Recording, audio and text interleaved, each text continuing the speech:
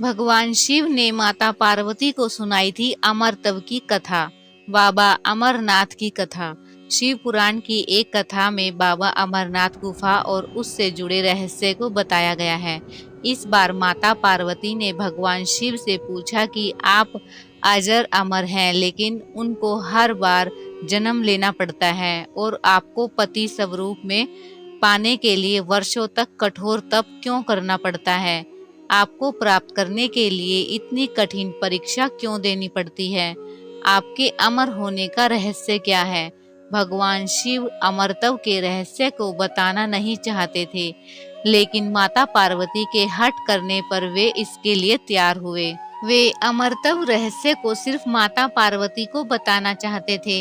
इसके लिए उन्होंने एकांत और शांतिपूर्ण अमरनाथ गुफा को चुना। उस गुफा में पहुंचने के लिए भगवान शिव ने अपने पंच तत्वों को भी त्याग दिया।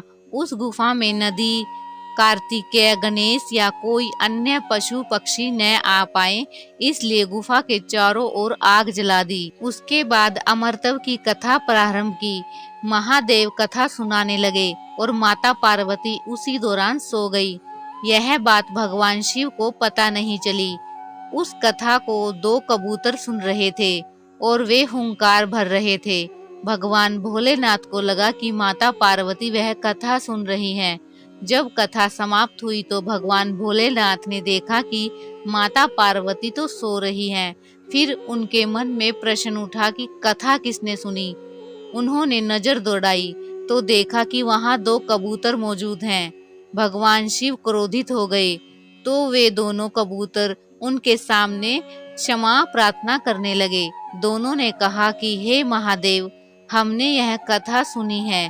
यदि आप हमें मार देते हैं तो यह कथा असत्य हो जाएगी। आप हमारा मार्गदर्शन करें। तब भगवान शिव ने कहा कि तुम आज से यहाँ पर शिव और शक्ति के प्रतीक चिन्ह के रूप में वास करोगे। उसके बाद से कबूतर का जोड़ा अमरत्व को प्राप्त हो गया। इस पूरी कथा के कारण उस गुफा को अमरनाथ गुफा कहते हैं और यह कथा अमर कथा कहलाती है। धार्मिक मान्यताओं के अनुसार आज भी कबूतर का जोड़ा वहां दिखाई देता है। आई होप आपको ये वीडियो अच्छी लगी है। अगर अच्छी लगी है तो प्लीज चैनल को सब्सक्राइब कीजिए, लाइक कीजिए और कमेंट्स बॉक्स में हर हर महादेव लिखना न भूलें। मिलते हैं नेक्स्ट वीडियो में।